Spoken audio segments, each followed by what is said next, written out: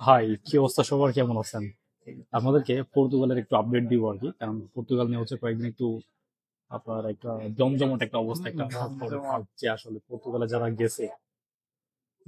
আমি এর মধ্যে নতুন সরকার আসার পরে একটা উত্তপ্ততা বেড়ে গেছে, যার জন্য সবাই একটু অস্থিরতায় হুম, ভুগতেছে। ভাই অস্থিরতা বাড়বে না, কথা কথা তো মনে করো।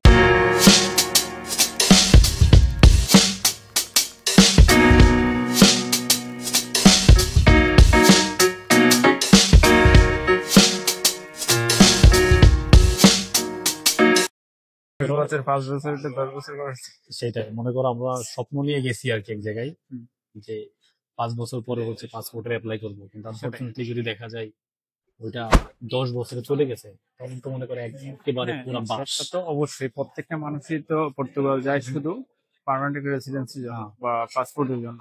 এটা আচ্ছা। যেমন আপনার 5 ইয়ার্স তারা চাইলে অ্যাপ্লাই করতে পারে, এবং কি হুম। 6 বছরের মধ্যে মনে হয় হাতে পেয়ে যায়।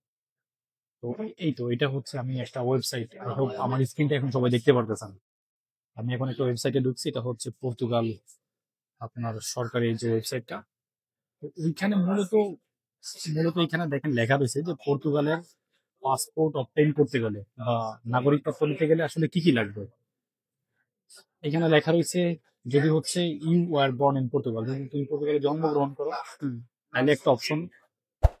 2 নম্বর, আমি এটা কিন্তু অ্যাজ এশিয়ান হিসেবে, ঠিক আছে, হ্যাঁ, এশিয়ান হোক বা পর্তুগালের বাইরে যাদের ন্যাশনালিটি তাদের ন্যাশনালিটি ক্ষেত্রে। আছে তাদের। But হ্যাঁ, তারপরে বলছে কি, you have Portuguese parents or grandparents. যদি তোর বাপ মা হোক বা দাদা দাদি কেউ হোক, গ্র্যান্ড প্যারেন্ট যেহেতু বলছে, হ্যাঁ, তারা যদি কেউ পর্তুগিজ হয় তাহলে কিন্তু এই ক্ষেত্রে একটা সুযোগ আছে। অবশ্যই। তারপরে তারপরে এখানে আর কি আছে, যদি তুমি পর্তুগাল কোনো মেয়েরে বিয়ে করো, হুম, এটা পসিবল না। এটা তো কখনোই না। ওরা অলরেডি ম্যারিড, সমস্যা নাই, এটা এইদিকে আমরা না যাই। এটা চাইলেও সম্ভব না। চাইলেও সম্ভব, ডিপেন্ড করে। আচ্ছা, তারপরে কি লিখছে লাস্টে, you have live legal in Portugal, এটা হচ্ছে মূল মূল কাহিনী, ঠিক আছে। আমি এটাই হচ্ছে আমি এই পর্তুগালের জিনিসটা একটু দেখাই, অ্যাটলিস্ট 5 ইয়ার। ঠিক আছে, এটা আশা করি সবাই দেখতে পারতেছেন।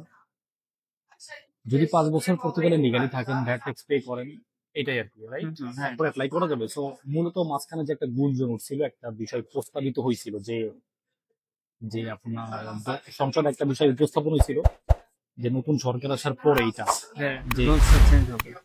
রুলস চেঞ্জ হতে পারে, 10 বছর মতো সময় লাগতে পারে। তো এখন আজকের দিন, আজকে সোশ্যাল মিডিয়াতে পুরোটা ভাইরাল, ঠিক আছে, যে পর্তুগালে আসলে 10 বছর লাগতেছে না, ওই 5 বছরে আর কি হবে। তো ফিউচারে যাওয়া, যারা যাওয়ার প্ল্যান করছেন, যারা যাইতে চাইছিলেন, অথবা অলরেডি যারা চলে গেছেন, মন খারাপ করার কিছু নাই, 5 বছরই থাকতেছে। 5 বছর থাকতেছে, আর দ্বিতীয় 10 বছরের পরে আমি যতটুকু জানি যে পর্তুগালের সরকার 2 বছর পর পর চেঞ্জ হয়। হুম। তো আমার কাছে মনে হয় যে যদি 2 বছর এই সরকার যদি 10 বছরের আইনটা করেও আবার নতুন সরকার যদি আবার 2 বছর পরে আসে, আমার কাছে মনে হচ্ছে যে আবার এটা রুলসটা চেঞ্জ হয়ে আবার 5 বছরে আসতে পারে।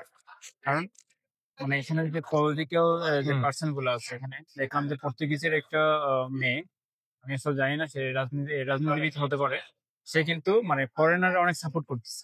আচ্ছা। আর সে নিজেও এই সরকারের বিরুদ্ধে, যে 10 বছরের যে আইনটা করছে, আমার কাছে মনে হয় না সে এটাতে সে হ্যাপি।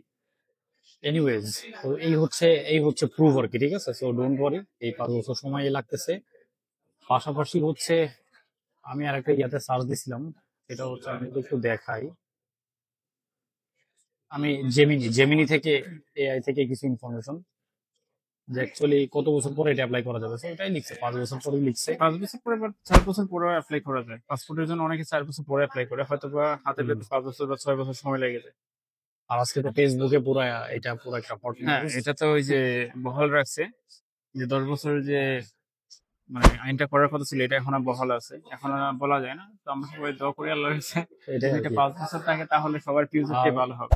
আর আমরা হচ্ছে পর্তুগালের জব সিকার ভিসার জন্য অ্যাপ্লাই করে দিচ্ছি। ক্যান্ডিডেট আপনি, আপনি যদি মধ্যপ্রাচ্যের বা গালফ কান্ট্রি যেগুলোকে বলে সেখানে থাকেন, পাশাপাশি আপনি যদি রোমানিয়াতে থাকেন, সাইপ্রাসে থাকেন, যেখানে থাকেন না কেন, ঠিক হ্যাঁ, আছে, বা সার্বিয়াতে এক থাকেন, কথায় ইউএ টু পর্তুগাল খুবই ইজিলি যেতে পারবে। আমরা জব সিকার ভিসার অ্যাপ্লাই করে দিচ্ছি। আমরা পুরো প্রসেসের কাজ করতেছি, এবং কিভাবে কি হয় সবকিছুই অ্যাকচুয়ালি আমরা এই বিষয়ে আপনাকে সঠিক পরামর্শ প্রদান করতে পারবো। হ্যাঁ, তো যদি কেউ এরকম থাকেন যে পর্তুগালে জব সিকার ভিসা অ্যাপ্লাই করবেন, তাহলে আমাদের সাথে যোগাযোগ করতে পারেন। আর বিশেষ করে যারা গ্রিস সাইপ্রাসে আছে, এখান থেকে আমি যতটুকু জানি যারা ওয়ার্ক এবং স্টুডেন্ট আছে তারা এখান থেকে বের হতে পারে না, কিন্তু গ্রিক সাইপ্রাস থেকে সবচেয়ে বেস্ট একটা অপরচুনিটি হচ্ছে পর্তুগালের জব সিকার ভিসায় আসা, এবং যদি কেউ টুরিস্ট ভিসায় আসতে চায় এটাতে আমরা অ্যাপ্লাই করে দিতে পারবো। For example Italy, Greece, France, Spain and Switzerland, এগুলোতে ইজিলি আসতে পারবে সো ওইটাই আর কি। যদি আসতে চাই। So thanks for watching this video. আল্লাহ হাফেজ। ওকে, আল্লাহ হাফেজ, থ্যাংক ইউ।